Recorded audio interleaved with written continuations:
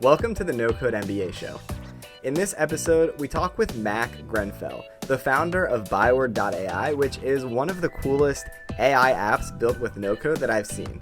Mack built the company with Bubble, and it is an SEO tool to help companies scale their SEO using the power of AI. This was a really awesome episode. We're going to talk about how Mack used Bubble to build the company and some of the specifics behind the techniques that he's using with AI and no code to build all of the features that Byword offers. We also talk about how Mack is growing the company and some of the marketing techniques and strategies that he's using.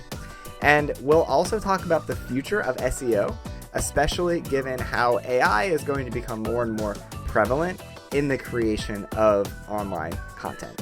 If you want to build your own AI apps similar to Byword, check out No Code MBA's Building Apps with AI course, where you're going to learn how to use no-code tools like Bubble to connect to external AI APIs like OpenAI and Stable Diffusion.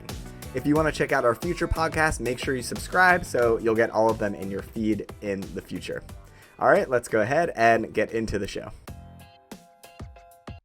Thank you so much for joining the No Code MBA show podcast.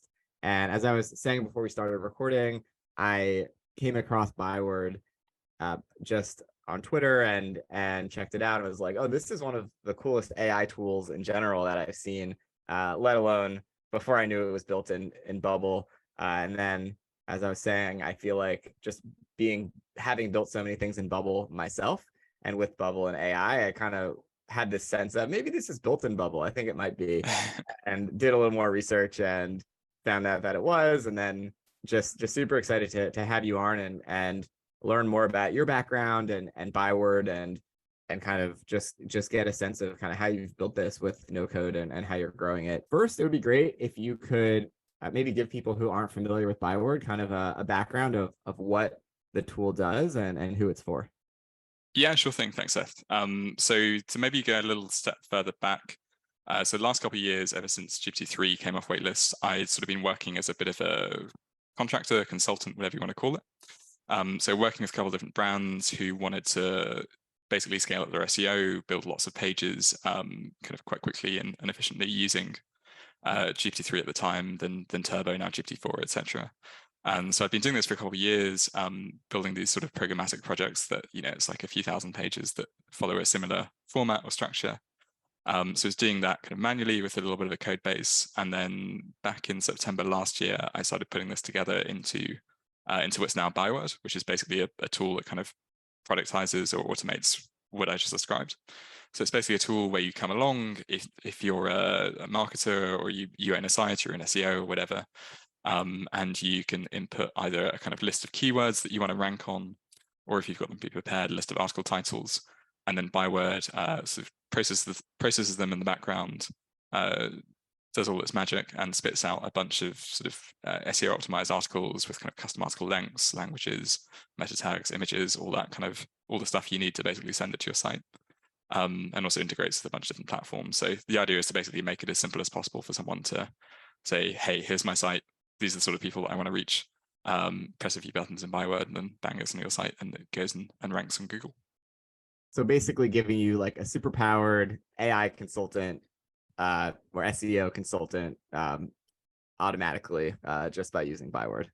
Yeah, and it's definitely been a process of trying to automate as much of what I was doing manually, straight from the kind of ideation phase of like, how do you come up with these like programmatic structures or like the pages that you want to generate, right through to the generation and publishing and everything.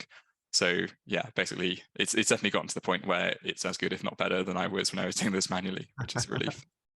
That's amazing. So you started off kind of being almost an AI SEO consultant. You were doing SEO for other people, but using AI tools kind of in the background to help you. And then is that right? Yeah, so the background's a little bit weird. My background was in ads and performance marketing, and I sort of started out life at an agency, then went in-house at a tech firm, and then during COVID went freelance and basically just did a bunch of kind of random bits of consulting. And did a bit with a company called Causal. It's run by a few people I know. And I was doing a little bit of everything there. I'd never really done any SEO before, but I was kind of given a bit of free rein to mess around. And what kind of kicked it off is there's this famous case study by Zapier, however you want to pronounce it, about how they got a lot of their early traction through SEO. And the basic idea is they have, I'm sure listeners will know, they're kind of like an app that integrates apps together, builds like automatic workflows. And what they did is they basically, obviously they had this database of all the apps they integrate with. They have loads of kind of meta fields and stuff about those apps. So let's say you've got N apps, you immediately have N SEO pages about these apps, like integrate Twitter or integrate Google Sheets or whatever, which is cool. But the really cool thing is when you start building the kind of programmatic pages about like integrate app X with app Y.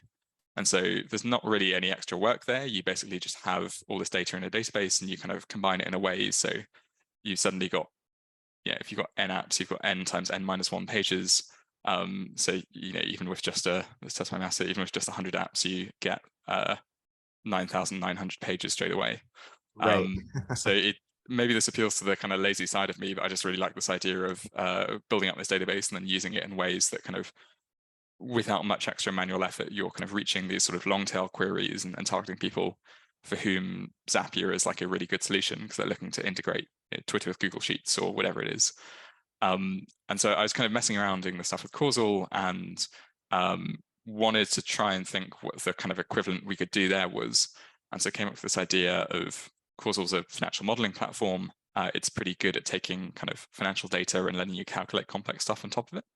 So the idea was, instead of integrating app X with XY, it's how do you calculate financial metric X with accounting data Y? So it's like, how do you calculate EBITDA in QuickBooks?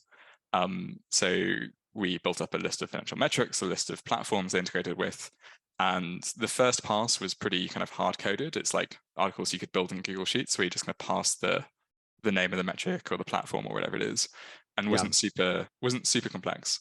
And I mean, I didn't really know much about SEO at the time, but knew there was something called a duplicate content penalty, where if you put lots of pages up online that look the same, I mean, it's probably bad from a user perspective, but also Google might have a go at that.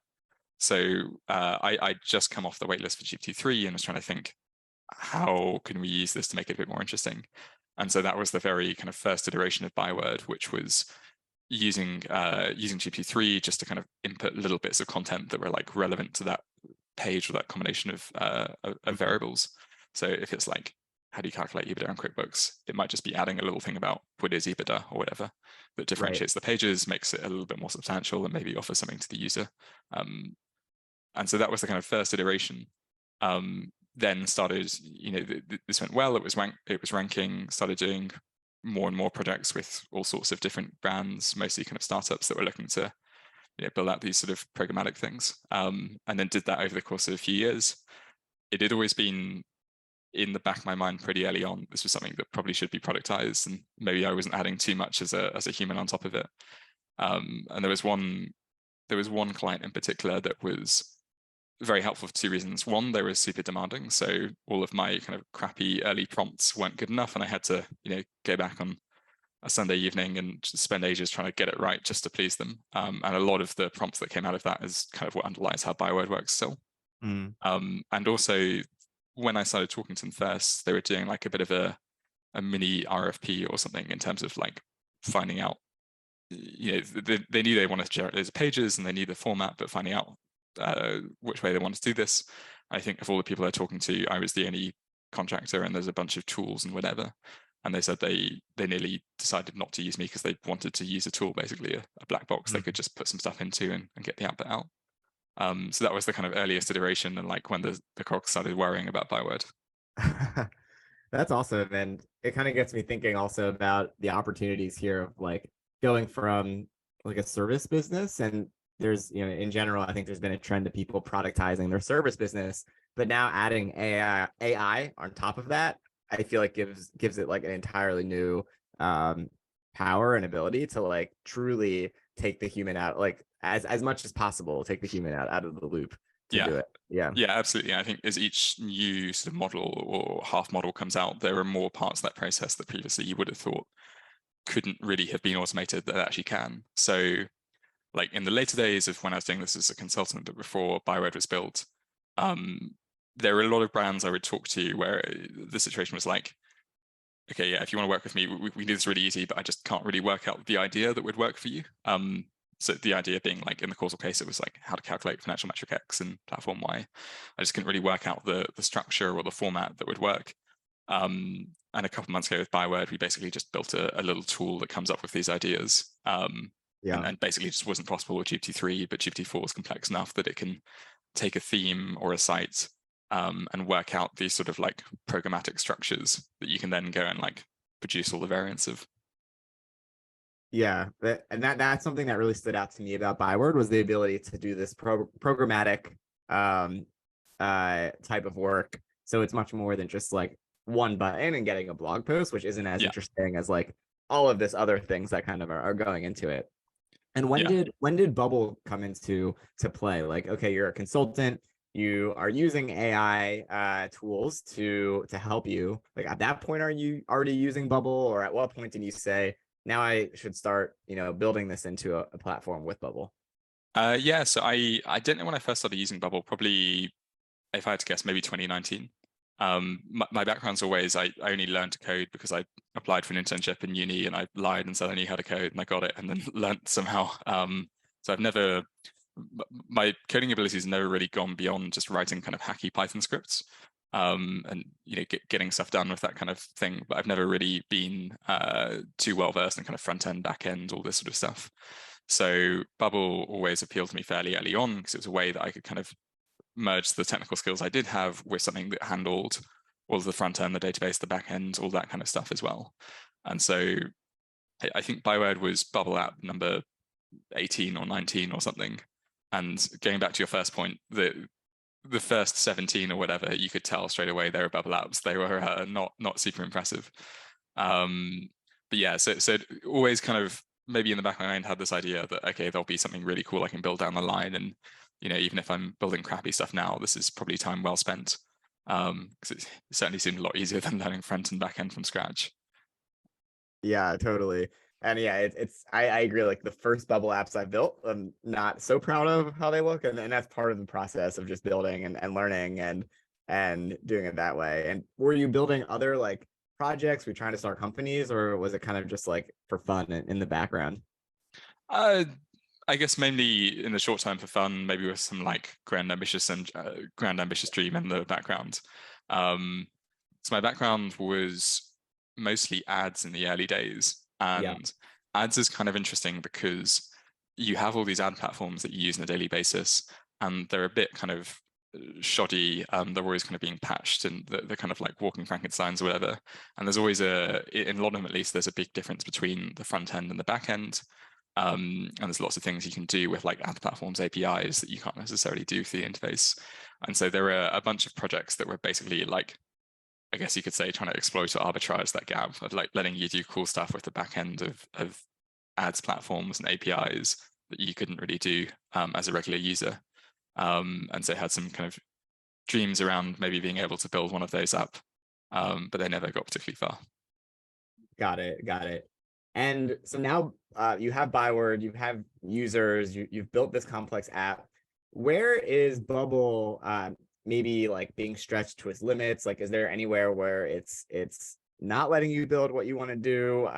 Where has it maybe like surprised you what it can build? How are you finding Bubble as you're kind of scaling Byword?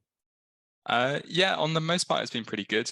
There were some issues early on, so to anyone who's tried to build an AI app in Bubble, you've probably run into something similar. So they've changed this a little bit recently, but certainly back when I was starting out last year, if you're building an AI app, you're using external APIs. These APIs might take quite a while to get back to you.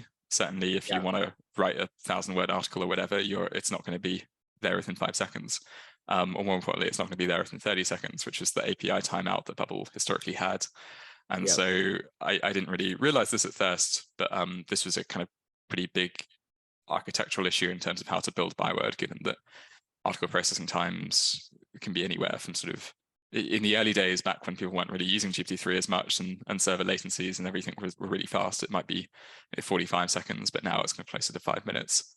So it's a question of how do you get around these sort of infrastructural limitations, and ended up with a solution where there's a sort of polling architecture in Bubble. I know some other people use this. I don't know exactly how common it is, but where you have, so when a user actually goes into Byword and creates an article, it basically creates a sort of empty shell of an article that says, right, it has all the kind of config settings of like, we want this to be in English, want it to be this length.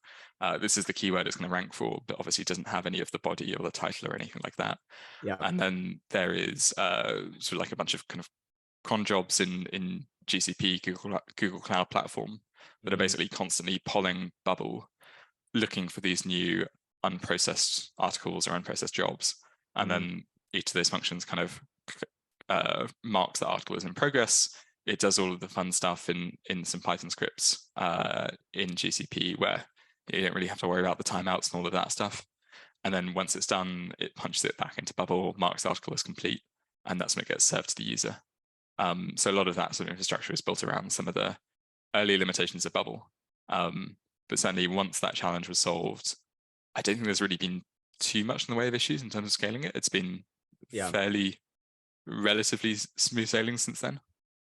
Yeah, that's really cool. I was wondering how you did handle with those limitations, because I was playing around with GPT-4 in Bubble and giving it some longer prompts, and was running into that timeout issue. So I was trying to think like, okay, what's the best way to handle this type of thing? But that makes sense. So you're basically running the AI models in Google Cloud with some amount of code. There's some code that you've written to handle that, and then sending it back into Bubble once it's completed. Yeah, exactly. So it's maybe I should have told you this before being invited on. It's not exactly no code, but relatively low code in that sense. Totally. Well, I think that's that's the thing with no code tools, is sometimes just adding that little bit of code on top of it is what it needs to accomplish what you need to do. And I think that's totally fine with no code developers. And the other thing that's really cool about that is now with tools like ChatGPT, you can use that to write that that code that you need. Like if there's just a little bit of code you need, you don't need to know how to code to get that code, basically. It's embarrassing the number of times I go to the playground or whatever just to get it to write literally one line of code that I've never committed to memory. Totally. Yeah, like there's examples with the no code MBA site. So the front end is Webflow, like before you sign up, and then after you sign up, it's all in Bubble. But there's certain things in Webflow that I like need a little bit of JavaScript to like do something on the site. So I'll go in ChatGPT, I'll say, hey, I'm building a site in Webflow. This is the class name. This is what I needed to do. Can you write me some JavaScript for this? Can you explain it? And it does. And then it works. It works pretty much every time. It's pretty crazy. I've been there many times before, I think. Yeah. So in terms of SEO and AI, what are your thoughts on, how is Google going to look at these AI generated articles? How is SEO going to change when, article creation is automated, and, many websites are doing this kind of thing? Where do you see it kind of going in the future? Yeah, so I think there's a few different elements or ways to look at this there. So there's definitely been, since the time I've been building Byword, a lot of stress anxiety around using AI content and whether it's going to get penalized or hit by Google. And Google came out in February and basically said what I'd kind of I'd been expecting to say for quite a long time, which is that we don't really care how you've generated your content. All we care about is if it's good or not. Like Google's not a sort of moral adjudicator of whether you've done your homework and written something by hand. It only really cares about user and searcher experience. And I think that I've seen that reflected in the sorts of sites that have been hit by penalties or have seen really dramatic, sharp drop-offs in traffic. So I have this blog article. There's an example I really like to use where I came across this article, I don't know how, but it was on some site and the article was how long is a Pringles can? And there's like 11 different answers in the article, probably like 1,000 ads, and the answers all contradict one another. And, you go on Ahrefs, you look at the traffic, and of course, you look exactly for late August 2022 when there was a helpful content update and it just nosedives. So the bar is fairly low in terms of content quality. Like it's only the really bad stuff that's kind of very flagrantly AI that Google's really going after. It's not going after stuff just because it's AI. that's kind of one half of the equation. There's definitely another side to the question, especially in the last week or so, since Google have been unveiling a lot more of their sort of vision of what search will look like. Right. And I think there's a lot of unknowns here. I think that I'm not going to kind of claim that I know exactly what search is going to look like. You can definitely see Google's vision for what it will look like, but there's a big question about how much and particularly how quickly user behavior will change over to this new kind of method of search, where we're looking at kind of AI synopses and sort of these synopses that kind of cite certain resources and give answers rather than pages. I generally don't know how quickly and if at all user behavior will shift over to that mode of research as opposed to kind of going to individual sites. It's probably likely that, people's behavior will shift to some extent, and this might kind of take away from the traffic of sites long term, but how much is really anybody's guess at this point. There certainly are a lot of cases where you do want to go to a site and read a full article rather than, a short synopsis or whatever. But I think that, I think the only mistake to make here would be having any sort of certainty about how quickly this change will happen and to what extent it will happen. Yeah, I totally agree with you. I think that's a really good framework for thinking about it and kind of splitting it up as well. On the AI, the Google side of, are they going to penalize AI written articles? It really does make sense that they wouldn't. First of all, if you think about what is the world going to look like in a few years, like everything is going to pretty much be at least partially written with AI, right? So like they're not gonna, otherwise there's not gonna be any content left for them to rank if they penalize AI. So even from that standpoint, it doesn't really make sense. And I like what you said as well, where Google isn't they're not your teacher trying to like give you a bad grade if you use AI in your essay, which makes and it is really all about, are you being helpful to users at the end of the day? Yeah, and just on that note, so I think one nice way to look at it is through this distinction that often comes up in SEO between head terms and long tail search terms. So a head term is something that's like usually pretty short. It's kind of like the name of a topic or something. So it's like if you go on Google and search credit cards or something, that's a head term. Long tail terms would be like, what is the best credit card for a mother of 3 in Delaware or something like this. Right. And one way of understanding why ChatGPT had the sort of traction and popularity that it did was just that it was a much better way of answering these sort of long tail queries than Google is. Right. Even like some long tail queries, you'll get good answers for. Most you'll generally kind of get redirected back to the pages that rank on head terms, which isn't very helpful to get sent to like the credit card page when you're the mother of 3 in Delaware or whatever it is. And so one way to look at it is that certainly when ChatGPT came along, people are going to this because it answers those long tail queries much better. And so you have to imagine from Google's perspective, if you have the question of like, people are coming along, they're generating AI answers to kind of niche long tail queries. Do you want to accept those and serve them to users and like give people a better searcher experience that like actually answers their question? Or do we just want to like refuse these AI articles outright and just send people back to the same old head terms from like the big players in the industry? Right. And I think from that framework, it's easy to see why Google's quite happy to accept these sort of almost like people kind of pre-generating content for them and delivering better search experience. Right. Totally. And what do you think will happen? And are we going to see a future where everyone is using Byword or a tool like Byword, and every company just is competing on similar type of content? Or how do you think that's going to look into the future with SEO? Yeah, I mean, I wouldn't mind a future where everyone's using Byword, but we'll see about that. Yeah, I think so. I don't know exactly ever what timescale this will happen, but certainly I think you're going to get more differentiation on the SERPs in terms of like the quality and complexity of the tool. So like a lot of the work on Byword so far has been kind of getting it up to the kind of like market state of play where it like does a good job and it writes the articles the way it should. But I think the kind of future is going beyond that and being able to write much more complex articles that, you can't just chuck a prompt into ChatGPT and get it to write out like something of half that quality. So for an example of this, I did a project, which I'm going to assume I was under NDA, so I'll change some things around. Basically, let's say it wasn't e-commerce retailer, let's say it's a gift e-commerce retailer, and they wanted to produce lots of articles of the form best gifts for person for event, so like best Christmas gifts for your mum or something like this. And if you chuck that sort of prompt into any AI tool, be it ChatGPT or Byword, you'll get something that's pretty good, but it's a bit generic. It's not linking through to product pages or anything like this. Right. And so sure, you can put that article on your site and it might rank, but it's not going to convert at any unbelievably high rate or anything. So what we did in this project, we basically took the retailer's product catalog, which is 5 figures, numbers of rows, so let's say 50,000 rows or something. We basically embedded it all using the OpenAI embeddings endpoint.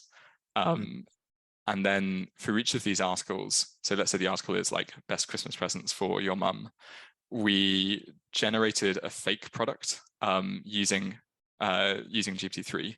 So we generated like a description of what a fake product might look like. And then we embedded that description and then looked for the items in the product catalog that most closely matched that fake product. Right. The idea being that an ideal fake product looks a lot like the correct products in your catalog, or more so than like a question looks like the ideal products in your catalog. And so using this for each of the articles, we're able to get the top 5 products or whatever it is in their catalog that are most relevant to the article. We then kind of put in some kind of like intro blurb about buying gifts for your mum at Christmas, and then structured the HTML in a way that kind of like featured each of those 5 items, had a little kind of blurb that was written again by GPT-3 and tailored to the article, like basically about why this product or why this gift was a good gift for your mum at Christmas or whatever. And so integrated that in a way. And I think that's maybe one example of where I see the future of this AI SEO stuff going, in that it certainly it raises the bar a lot. It certainly offers a lot more to a user than just like what you'd get out of any old AI tool, just putting that keyword or title in. And it's also just it's pretty hard to build. So certainly raises the stakes in terms of what tools, be it Byword or other competitor tools, can actually do. And so I think a lot of the future of Byword from this point on is trying to do those harder problems and like go for more interesting types of content that I'm hoping competitors can't keep up with, basically. Yeah, totally. The idea of raising the bar was the same exact like phrase that I was thinking of, where now, okay, maybe you can put out some basic, SEO sites pretty easily, but in order to get actual really good content that is going to convert and rank over other people, the bar is just raised. I also am kind of thinking about how, and this is kind of how I think about AI in general, is it is making this is just one example of where this type of SEO is just like unattainable to like an individual, like a very small business, without hiring like a team of consultants and like a team of writers and doing all of this.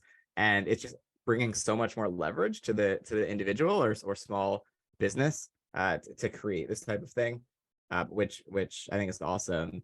And the other thing, what you were saying about how, from like the Byword point of view, like, and I think this is helpful for anyone who's building an AI app, is, if you're just gonna generate the base, it has to go beyond a chatbot, right? It has to go far beyond that, and like you said, it's not easy to build these things and build in that additional logic. And even just hearing you, like your expertise on SEO and the way you think about things, like it's not going to be easy for someone to compete with you. You're already like 3 steps ahead of someone else who's starting to build this. And I think that is where founders who are building AI apps can have an advantage of thinking about, okay, what are you uniquely positioned to build something that's going to provide that additional value to people.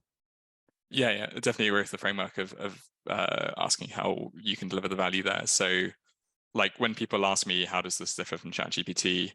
I usually say to them, hey, if you want to generate 1 or 2 articles, then probably don't use Byword, just use ChatGPT. I think Byword will give you a better article, but maybe it's not worth the kind of, it doesn't take you long to generate 2 in ChatGPT and you save yourself $5, $10, whatever.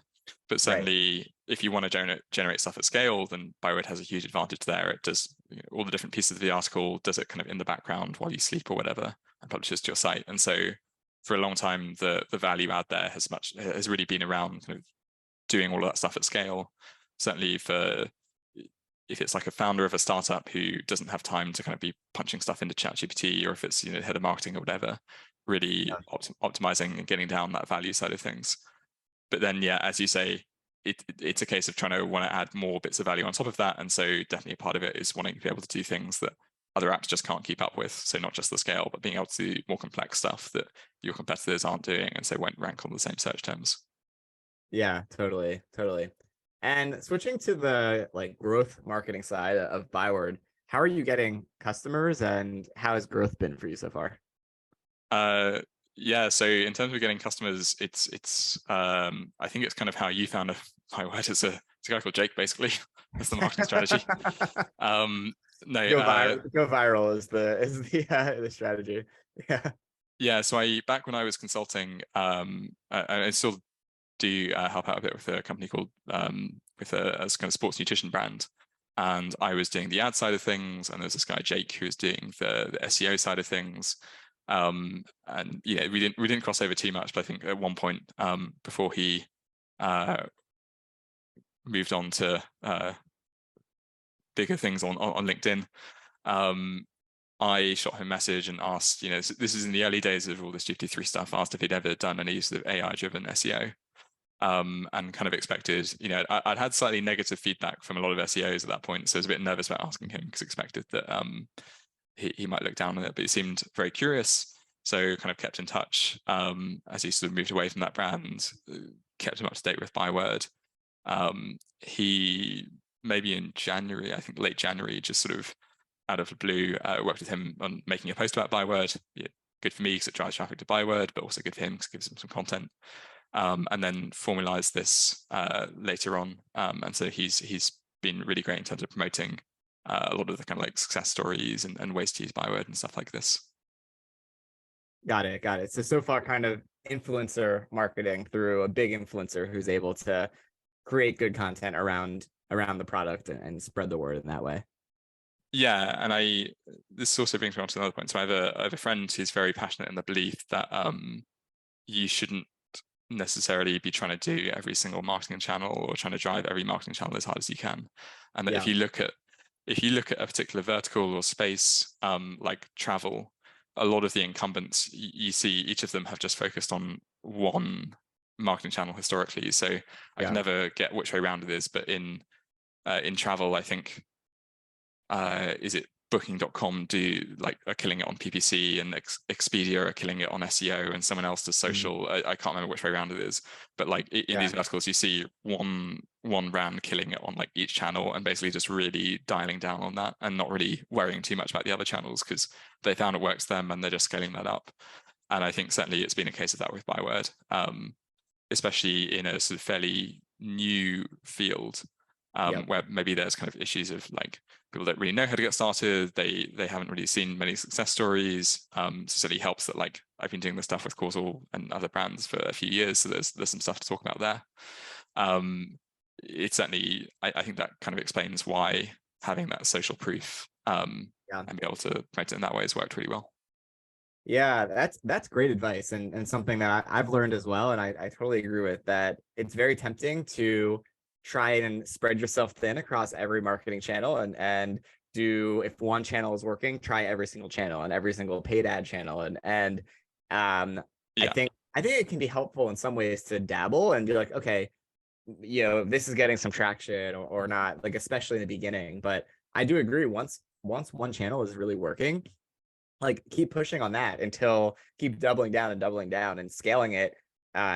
It can probably scale much further than you think. And I mean, at some point, if you are hitting a limit and it's not working anymore, then it, you can shift your attention. But I totally agree. I think that, we have limited attention, and if you're going to also double down on one channel, you're going to be ahead of everyone else that is spreading their attention. So I think that's awesome advice. Yeah. Yeah, absolutely. Spread yourself thin in the beginning, find something that works, and then just go all in on that, essentially. Yeah, 100%. And are most of your customers founders? Are you working with agencies that are kind of using you amongst many clients? Is it split? What type of people are using Byword? It's honestly been super diverse. So we have, if there's any sort of lead group, it's probably startups and founders, or if not the founders, it's the sort of head of marketing or whatever. A lot of agencies, some SEO specialists. There's a sort of large group of people that this won't be a surprise to you if you're kind of within SEO, but maybe you don't see as much of this outside of it, but a large group of people who basically build informational, educational content sites with the goal of either kind of monetizing later on through AdSense or affiliates or something like this. But people who are basically just building sites that contain everything about some random topic that you may Google it once a year or so, but if everyone Googles it once a year, that's a absolutely massive amount of traffic. I think especially in terms of the people who are really kind of pushing it to its limits, I think a lot of those people are doing that sort of stuff just because they're going after content areas where there's so much that you can write about. Interesting.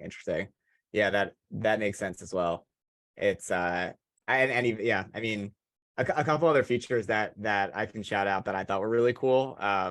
One was like the integrations with different CMSs, like Webflow, for example. I saw you can like do an immediate publish, which was really appealing to me since I use Webflow. I was like, oh, that would be really cool.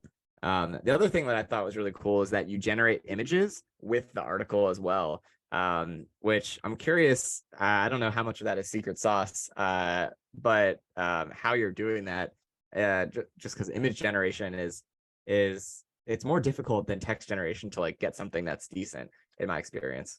Yeah, it's tough, and I mean, it was initially sort of a fun, interesting thing that I thought I'd add on to the product, not really a part of the core product. Yeah. But certainly from an SEO perspective, it's generally accepted that it helps if an article has an image. And I thought, how can I do this? So yeah, without going into too much detail, it kind of takes the structure of the article, generates a part of a prompt, like a partial prompt, which then gets stuck onto some other prompts, and then fed off to a sort of image generation server. But it's definitely, it's really tough doing this stuff at scale, because you go on Twitter and you see all these kind of amazing images from Midjourney or whatever it is, and you're seeing the kind of cream of the crop that people have selected. But in terms of doing something at scale that works for any article that someone can generate, it's definitely a challenge. And so the images are good. There's everyone knows of some of the issues that people run into with AI generated images. There's unsolved problems around rendering text and stuff like that. So there are some cases where it's not perfect, but certainly, like a lot of things with Byword, it's trying to position it in a way to take advantage of what comes next. So even if there are some issues with kind of even if image generation isn't perfect right now, it's built in quite a modular way, so that when the next generation of open source models or whatever come along and those are hosted, we can just kind of change a few parameters around and upgrade the images super easily. So when that's ready, it can look much better. So yeah, it's I think there's a trend you see in a couple of these AI apps of kind of building not just for the moment, but also for what comes next. And I think there's a little bit of that on the image side. But yeah, it's definitely a work in progress. Yeah, but even now it's pretty good. I did a sample article and I thought it was pretty good. So it's still there's always room for improvement, but yeah, and images are tricky, but and I think that makes sense as well of kind of building it where once the new model comes out, your whole app is just going to get better. And yeah. So what are the future plans that you have with Byword? Where do you see this going in 1 year or 5 years? What are your hopes and goals? Yeah, so certainly in the sort of near and short term, or even medium term as well, I think a lot of the focus is really letting it do more complex stuff that other apps aren't necessarily going to go down. Trying to build into more of these use cases, or within Byword, they're called, I'm kind of branding them as custom formats. So beyond just the kind of input keyword get article, it's much more interesting stuff where, so there's some stuff I talked about earlier around integrating articles with databases. I have a feature that's sort of, I'm just putting the last finishing touches on now, that instead of taking a title or a URL, instead of taking a title or a keyword as input, it takes a URL as input. So at small scale, this could be you just find someone else's blog online that you like and you want to kind of write your own better version. You put their URL in, it scrapes the pages, H2s, H3s, feeds this into a prompt that generates a sort of more comprehensive and kind of better reworded version of the structure. Gives you the option to edit it if you want, and then send it to Byword. That's kind of the small scale. The much larger scale is where you put a competitor sitemap in, you kind of set some rules that kind of find all their blog pages or all their content pages or whatever it is, and then essentially press a few buttons and essentially go toe to toe with them on all of their articles and have content parity in a few hours or whatever it is. So a lot of more advanced features like this. There's definitely a few unsolved problems that I think I have some solutions for around interlinking. So a bit of a challenge with a lot of AI content is that it's very easy to kind of generate the content, put it on your site, and it kind of lives there, but doesn't really integrate or link through to the rest of your content. And so I have some ideas that I'm working on at the moment in terms of ways of understanding users' sitemaps, being able to kind of embed those and then compare newly generated articles from Byword with the articles already in the sitemap to find out which are most relevant to certain sections. And then with some code or another prompt or something, basically finding out the best place to insert that hyperlink into the article. So I guess, again, kind of bridging that gap between what a human could do, admittedly it would take a human much longer, and what you can do with AI, of placing the contextual links that link through to the rest of the site, keep the user engaged, look higher quality from a Google perspective as well. Yeah, that's awesome. Really, really cool. Like future roadmap. Yeah. And are you building Byword on your own, or do you have a team, or is this yeah, what's it look like right now? Yeah, it's really just me right now. Short That's answer. awesome. That's awesome. Same here with No Code MBA. It's just me. So Nice. yeah, I mean, I think this is really the future, is like people with no code and AI being able to build these really impressive things on your own. And I think, really Byword is truly like one of the coolest and like most advanced bubble apps that I've seen. And just like, you built it on your own. That's awesome. Yeah, and also I know Bubble have some plans in terms of integrating I guess, like their own version of Copilot, whatever you want to call it, Right. into Bubble, which will be interesting to see, because I'm pretty sure under the hood, Bubble's just a kind of massive JSON blob or something like that. So it'll be interesting to see what they can do in terms of accelerating or speeding up the development process there. And like, certainly it sounds very appealing to me if they can take some of that work, that load off my plate. Right, totally. Like, it's already so much faster than traditional code, but how can they like take that to the next level and bring even more leverage to individuals and small teams building Yeah, out? Cool. super interesting to see. Yeah, cool. Is there anything else you want to share, or where can people find you or sign up for Byword? Yeah, Byword.ai is the URL. Definitely a bit better on desktop if you're listening on mobile. Also on Twitter and LinkedIn. Not super active there, but they can find me there too. Awesome. Cool. Well, this was an awesome interview. I loved learning more about your background and Byword, and definitely recommend everyone check it out if you're interested in SEO, AI. Can people try it out for free, or do you need a paid account? How does that work? Yeah, so it uses a credit system, and you get 5 credits when you sign up. So it's basically 5 articles. You can generate whatever you like and see how it goes.